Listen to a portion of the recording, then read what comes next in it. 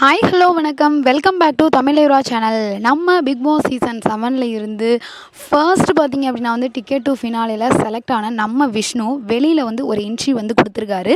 So அந்த இன்டர்வியூவில் வந்து பார்த்திங்க அப்படின்னா வந்து பல விஷயங்களை வந்து ஷேர் பண்ணியிருக்காரு. முக்கியமாக பார்த்திங்க அப்படின்னா வந்து பூர்ணிமாவுக்கும் விஷ்ணுவுக்கும் லவ் இருந்துச்சா இல்லையா, பிரதீப்புக்கு ரெட் கார்டு வந்து கொடுத்தப்ப ஆக்சுவலி அங்கே நடந்தது என்ன, அது மட்டும் இல்லாமல் அவரோட கேம் பிளான் எப்படி இருந்துச்சு, ஸோ அப்படின்றத பற்றி அவர் தெளிவாக சொல்லியிருக்காரு. அது என்ன அப்படின்றத இந்த வீடியோவில் நம்ம வந்து பார்க்க போகிறோம். ஃபஸ்ட்டு விஷயம் பார்த்திங்க அப்படின்னா வந்து பூர்ணிமாவிலேருந்தே ஸ்டார்ட் பண்ணிடலாம். ஸோ பூர்ணிமாவை பற்றி பேசும்போது அவர் என்ன சொன்னார் அப்படின்னா வந்து பூர்ணிமாவை நான் ரொம்பவே ட்ரஸ்ட் பண்ணேன் ஃபஸ்ட்லேருந்தே. ஸோ இடையில பார்த்திங்க அப்படின்னா வந்து பூர்ணிமா வந்து அவங்கள யூஸ் பண்ணிக்கிட்டதாக சொல்லிக்கிட்டாங்க. ஸோ அது வந்து உண்மை வந்து கிடையாது. நான் ரொம்ப வந்து ட்ரஸ்ட் பண்ணேன். ஸோ அவங்க யூஸ் பண்ணதாக சொல்லி என்ன வேறு மாதிரி வெளியில் வந்து என்ன பண்ணிட்டாங்க அப்படின்னா வந்து அதாவது மக்களுக்கு வந்து வேறு மாதிரி வந்து போர்ட்ரே வந்து பண்ணிட்டாங்க. ஸோ என்னை வந்து வேறு மாதிரி அவங்க தான் வந்து யூஸ் பண்ணிக்கிட்டாங்க. அவங்க என்ன நினச்சாங்கன்னா மாயாவுக்கு வந்து அவங்க சொம்பு தட்டுற மாதிரி என்னையும் வந்து ஒரு பலிக்காடாக ஆக்கணும்னு நினச்சாங்க. ஸோ நான் அதுக்கு ஒத்துக்கலை. அந்த கோவத்தில் தான் வந்து சொல்லிட்டாங்க அப்படின்ற மாதிரியும் வந்து சொன்னார். ஸோ அடுத்து பார்த்திங்க அப்படின்னா வந்து பிரதீப் விஷயத்தில் வந்து என்ன சொன்னாங்க அப்படின்னு பார்த்தீங்கன்னா, எல்லா பொண்ணுங்களும் வந்து சொன்னதை இத்தனை கேமரா முன்னாடி, அதாவது 70 கேமரா முன்னாடி பொய் சொல்லியிருக்க மாட்டாங்க. அது மட்டும் இல்லாமல் கமல் சார் முன்னாடி வந்து சொல்கிறாங்க.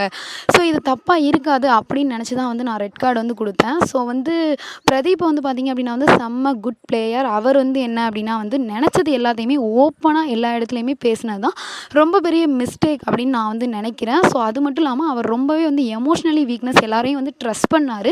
ஸோ அவங்களே கூட மாமன் மச்சான் அப்படின்னு சொன்னவங்களே அவருக்கு ரெட் கார்டு தூக்கி பிளான் பண்ணி வெளியில் அனுப்புனாங்க. வெளியில் அனுப்புனதுக்கப்புறம் தான் இது ஒரு பிளானிங் அப்படின்றது எனக்கு தெரிஞ்சுது. மற்றபடி பார்த்தீங்க அப்படின்னா வந்து பிரதீப் வந்து பயங்கர ஒரு ஜென்யூனான பர்சன் அப்படின்ற மாதிரி சொன்னார்.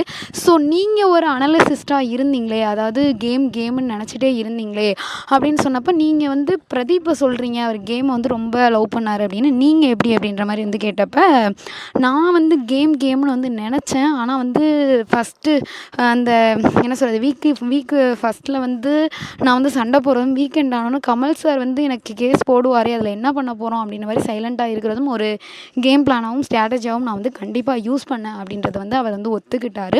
ஸோ அவர் கிட்டத்தட்ட வந்து நான் ஜெயிக்காததுக்கு காரணம் வந்து என்னை வந்து எமோஷ்னலாக வந்து பூர்ணிமா அண்ட் கேங் வந்து ப்ளே பண்ணிட்டாங்க அப்படின்ற மாதிரி நினச்சாரு. அப்புறம் வந்து அந்த லாஸ்ட்டு கொஞ்சம் டிக்கெட் டு ஃபினாலேவுக்கு அப்புறம் வந்து நான் தினேஷ், மணி இவங்க கூட வந்து கொஞ்சம் நல்லா ஜாலியாக இருந்துட்டேன். ஜாலியாக இருக்க தான் என்னோடய கேரக்டர், இது என்னோடய கேரக்டர் இல்லை அப்படின்ற மாதிரி வந்து சொல்லியிருக்காரு. ஸோ நிறைய விஷயங்களை வந்து ஷேர் பண்ணியிருக்காரு.